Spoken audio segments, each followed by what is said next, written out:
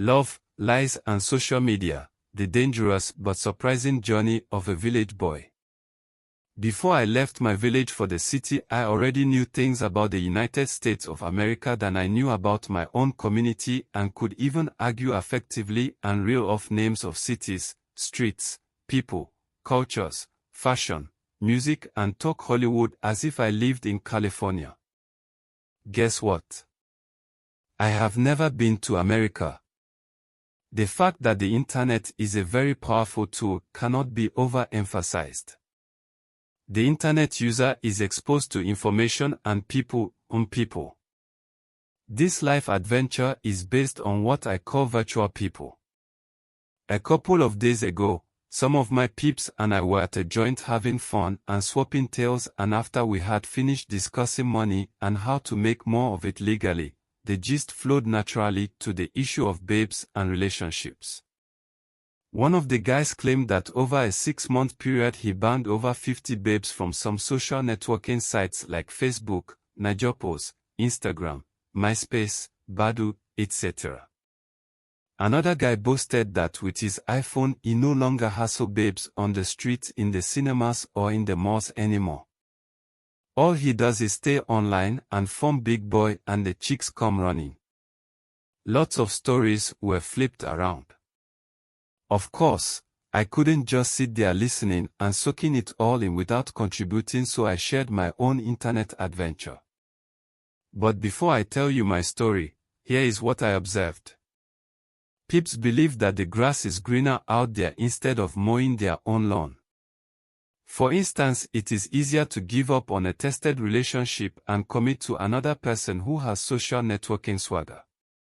We swallow everything they say about themselves hook, line and sinker. Though we have not spent time with them outside the virtual network. Peeps share intimate details with their virtual friends than they share with their present significant others. Peeps spend more time talking to their online pals than they do with their colleagues, spouse, siblings, etc. For any relationship to succeed, communication is key. Most of the people we meet on social networking sites lie. Especially, the ones who sent you friend requests though you don't recall ever meeting or knowing them. Most of the people who spend all day and all night chatting on the internet are actually very shy and lonely people with split personalities. Confident and charming on the internet but in real life a loser. The list is exhaustive. Back to my story. It's 2008 on a social networking site and I was busy posting comments and photos and also feeling cool until I encountered a divorcee in her mid-40s. With 3 kids who claimed that I was the love of her life. She pestered me with calls and emails and I enjoyed all the attention until she traced me to Lagos apparently to marry me and take me to her home country. Obviously she needed a father for her kids and somehow I seemed to fit her desired husband profile. I ran away, changed my phone numbers and abandoned my email, and for a while I behaved myself. Then last year, probably because I was younger and silly, I left my mobile number on my profile page. I was heading home after a very hectic day at work when my phone rang and a very sweet female voice was on the line. She introduced herself, but I couldn't place her. She said it was obvious that I have not read the mail she sent to me on a social networking site and suggested I read it as quickly as possible as she had an offer for me and would call back in 10 minutes. My heart did somersaults. I couldn't wait to check my inbox as I foolishly believed that I might have landed a blue-chip job with lots of zeros in the salary amount. However, the mail turned out to be a profession of love. She had been visiting my profile page and viewing my pictures and decided to summon courage and confess her love for me. Anyways, she seemed serious and I was curious, so I browsed her profile, viewed her photos, and what I saw looked pleasing to the eyes, and since I was single, ready for an adventure and felt I had nothing to lose, we began to communicate virtually and frequently. She kept going on and on about how much she loved me, and within a few days we were talking like childhood sweethearts, and I began to have the illusion that maybe we were soulmates. She once told me on phone that I was her treasure and that she would never trade me for anything. Sweet. In less than 2 weeks after she initiated the transaction, I was talking to her siblings on phone and we were planning her visit to Lagos and swapping ideas about our impending royal wedding. Though I was really interested in going on this adventure, I wasn't carried away with all the mushy talk. Even as we were moving at a very scary pace, I was wondering if I was jogging willingly into something that I might not live to tell the story. I'm a very hot and seemingly smart babe like this dropping into my laps out of the blues. Damn, I am blessed.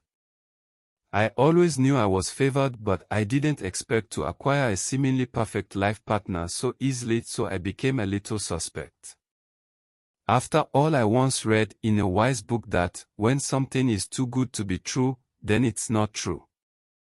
It's actually a small world, and with the little info she gave me in between the I love yous, I decided to do some investigating of my own, and what I found out put me on inquiry, but not enough to make me disconnect. It seemed that back on campus she was really sought after by Abuja big boys and had dated a couple of big shots and broken a few high-profile military hearts in the process.